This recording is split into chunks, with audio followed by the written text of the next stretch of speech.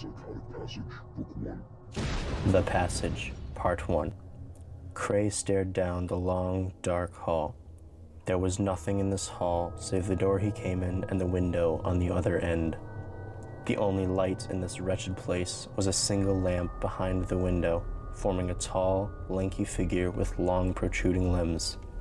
He gulped as he took his first step forward into the seemingly endless chasm of darkness.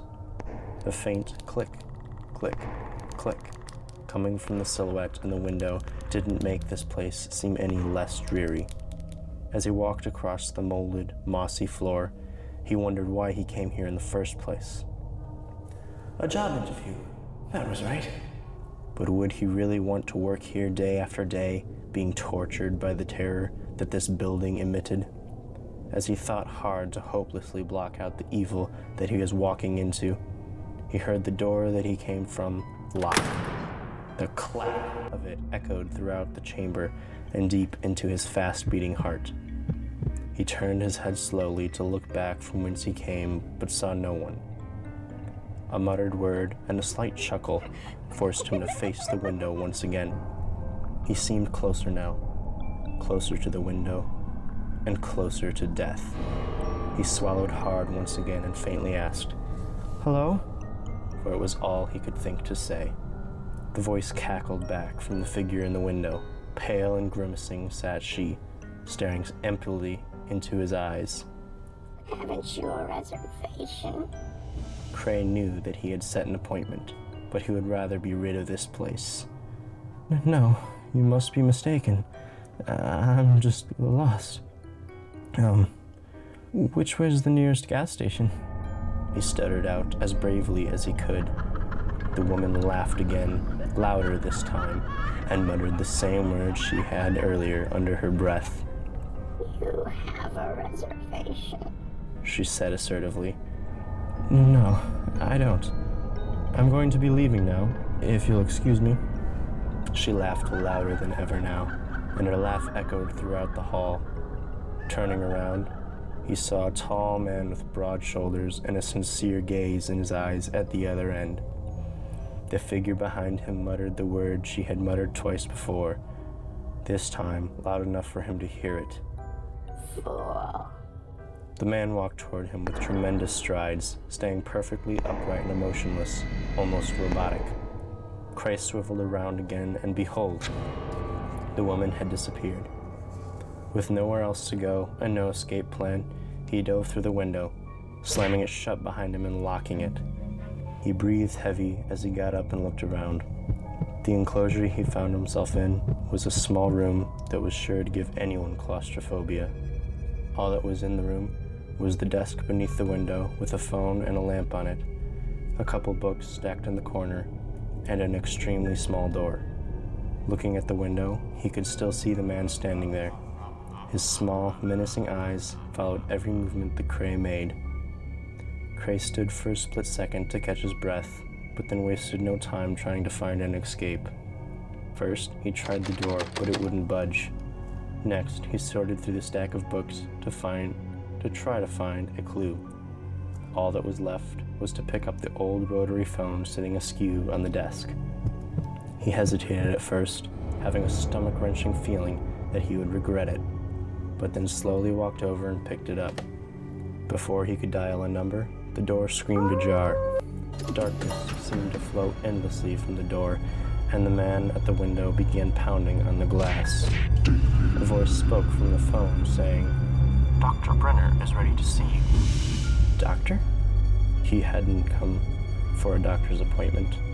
The man at the window began to crack the glass with every wham, and Kray was losing time. All he could think to do was charge into the unknown. Kray became dizzy as the darkness grew about him. The door he had just walked through was now nowhere in sight. Everywhere seemed to be nowhere. There was no definition between floor and wall, and it was as if he was levitating in a dark abyss. Laughter echoed throughout his mind as memories of pain seeped into the darkness out from him like shadows leaving a body. His past now surrounded him, and he stared heartbrokenly at the life he had lived.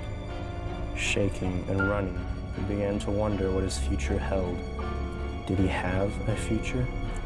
Or was this the end?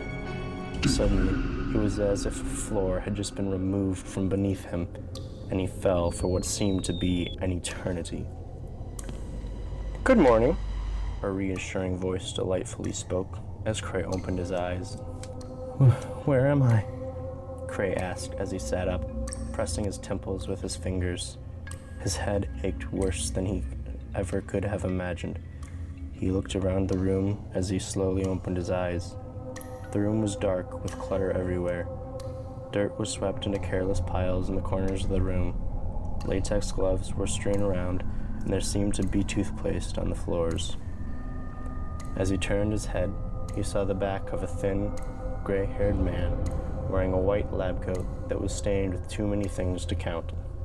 "Right where you need to be," the doctor responded. He turned around with a small saw and tweezers, wearing a silly grin that gave Kray shivers. At last, he realized where he was. He was in a dentist's office, and the tools that this strange man was holding were ideal for pulling teeth. Looking over his shoulder, there was a tooth sitting on a tray that was too blood-stained to still be in use. Kray jumped out of the chair, anxiously feeling around his mouth with his fingers. This room reminded him of the dentist's office that he used to go to when he was a child.